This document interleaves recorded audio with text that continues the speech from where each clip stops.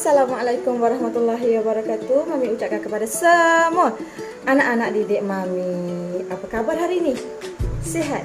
Mami harap semua anak-anak Mami sentiasa dalam keadaan sihat walafiat dan sentiasa ceria dan dalam keadaan yang gembira. Okey anak-anak, hari ini Mami nak mulakan dengan bertanya juga soalan yang sama. Anda mengikuti kelas PDPR anda pada hari ini? Alhamdulillah, syukur kehadirat ilahi kepada semua anak-anak yang telah mengikuti kelas PDPR anda. Tahniah dan terima kasih. Okey anak-anak, Mami pada hari ini berada di surau sekolah kita.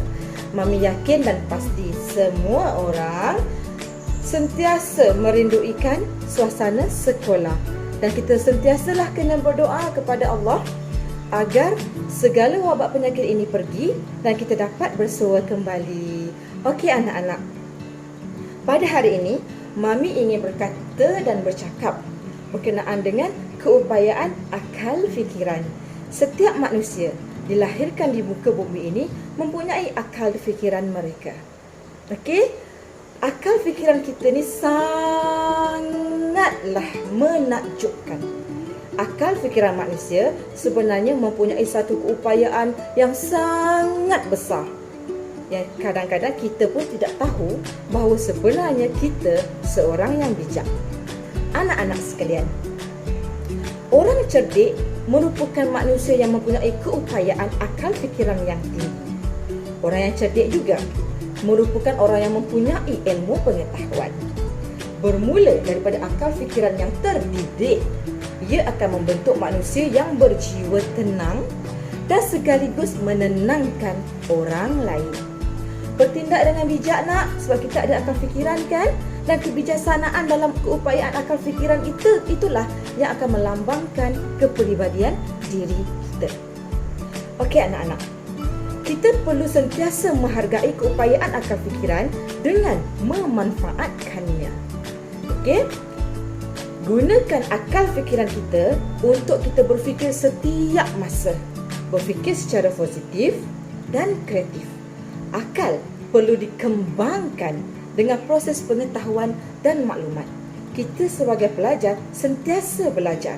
Jadi, dengan belajar itulah kita menggunakan keupayaan akal fikiran kita untuk berfikir dengan sebaiknya. Anak-anak semua, ilmu sahaja tanpa usaha dia tidak akan membawa kita pergi ke mana. Okey, ilmu dan usaha perlu seiring berjalan dan ilmu dapat melahirkan seseorang individu yang berhikmah dan penuh kebijaksanaan. Keupayaan akal fikiran kita juga merupakan anugerah yang paling istimewa yang dikurniakan kepada semua orang. Okey, melalui akal fikiran juga manusia berupaya untuk membezakan mana yang baik dan mana yang tidak baik. Okey, akal fikiran juga untuk berfikir bagi mendapatkan maklumat dan merupakan sumber yang penting untuk mendapatkan ilmu. Hal ini jelas anak-anak. Okay, ini menunjukkan bahawa pembentukan akal dan cara kita berfikir yang betul merupakan perkara yang harus dititik beratkan bagi melahirkan generasi yang mampu berfikir secara logik dan rasional. Okey anak-anak sekalian, bagaimana pemikiran mempengaruhi sikap atau attitude seseorang? Individu yang rajin belajar, rajin berusaha, baik hati, periang, peramah, suka menolong dan bersemangat adalah golongan yang mempunyai sifat positif dalam diri dia. Manakala individu yang malas, okey, individu yang suka cakap bohong, individu yang mencuri, yang suka dengki, berdendam, tidak suka menyakitkan hati orang lain adalah golongan yang mempunyai pemikiran yang negatif dalam diri dia. Kita perlu pastikan keupayaan akal fikiran kita sentiasa dalam keadaan yang positif anak-anak. Kewarisan, salah, bukan kewarisan.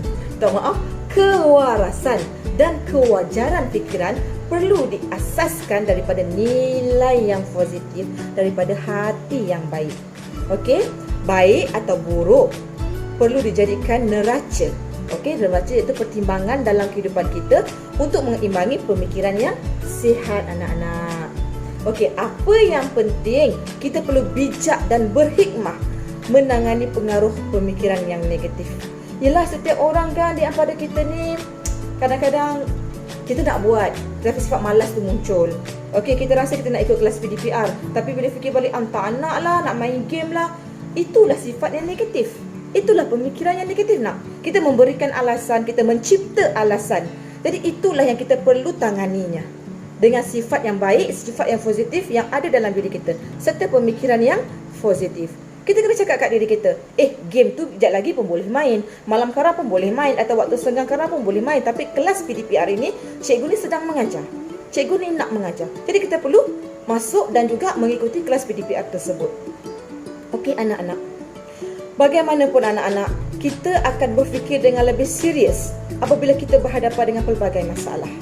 Sebagai contoh, ketika kita ditimpa musibah, ketika kita dalam kesempitan, sakit, ketika kita menghadapi kegagalan, kita semua pernah mengalaminya kan? Dan pada ketika itulah kekerapan minda kita berfikir dengan negatif. Kita menyalahkan takdir, kita menyalahkan diri kita menyalahkan orang lain, dan yang paling menakutkan, kita menyalahkan Tuhan kita. Jadi anak-anak, jikalau kita berlapang dada, kita terima semua musibah yang ada dalam diri kita ataupun yang menimpa diri kita itu dengan hati yang terbuka, dengan redha, okey, kita mampu mencari jalan penyelesaiannya. Kerana apa? Kita jangan fokus kepada sebarang masalah itu, tetapi kita perlu fokus untuk mencari jalan penyelesaiannya. Okey anak-anak, sekian saja daripada Mami untuk hari ini. Jadi Mami akan sentiasa doakan semua anak-anak Mami kekal ceria, kekal positif. Okey anak-anak semua, bye. Assalamualaikum warahmatullahi wabarakatuh. With love, Mami Yusnima.